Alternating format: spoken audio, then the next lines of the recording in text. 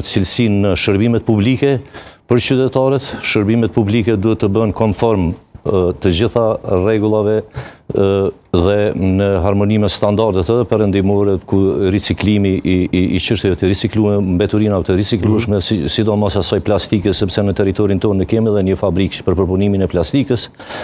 Po ashtu investimet do të jenë edhe në agroturizëm, në bujqësi sidomos, sepse ka kultivues shumë, duhet të i mbështesim me subvencione dhe të krijojmë edhe një kooperativë bujqësore në fshatra, në realitet 2 kooperativa bujqësore, një në fshatin Millëshev dhe një në fshatin Palaj, të cilat do të shërbejnë në grumbullimin e produkteve, madje në zonën industriale mund të implikohet edhe mënyra e themelimit në një fabrike për përpunimin dhe për përpunimin e do të thotë të mbjellurave në produkt final.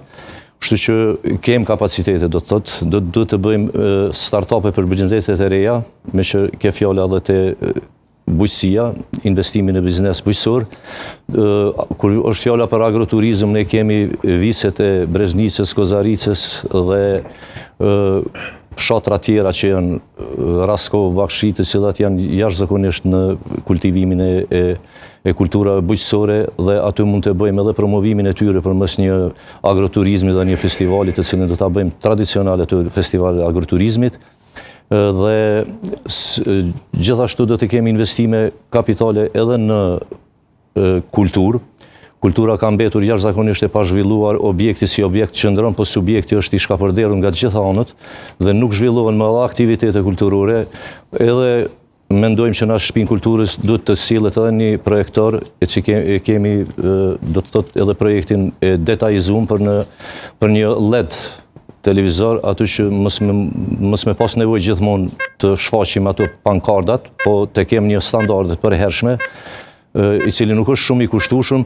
Edhe për ansamblin duhet ta kemi një minibus i cili i shërben për udhëtime si dhe subvencionime për garderobë dhe të gjitha dhe mbajtjen e festivalit tradicional Syzi, i cili ka vite të tëra që nuk mbahet më dhe ka qenë tradicional. Faleminderit shumë, se kaloi koha, gjithsesi për ta përmbyllur fjalën. Zoti Krasniqi, 3 minutë që juaj, pse ju duhet jeni kryetari i komunës së Obiliqit. Po, përshëndetje, fillimisht faleminderit për ftesën dhe për mundësinë që në keni dhënë për të shpalosur programin tonë. Duke por që ka nevojë për shumë çka më mirë në komunën e Obiliqit, kam vendosur të angazhohem në një projekt që besoj se do të jetë platformë e zhvillimit për Obiliqin. Platforma jonë është e mbështetur në 7 shtylla: infrastrukturë, arsim, shëndetësi, zhvillim ekonomik, rini, sport, mjedis, kulturë dhe bujqësi. Në vazhdim do të shpalosim secilin nga projektet që janë. Besoj fuqishëm se kjo platformë do të përqafohet nga qytetarët tanë. Kemi një komunë që ka potencial, por nuk është zhvilluar dhe për këtë janë të vetëdijshëm të gjithë.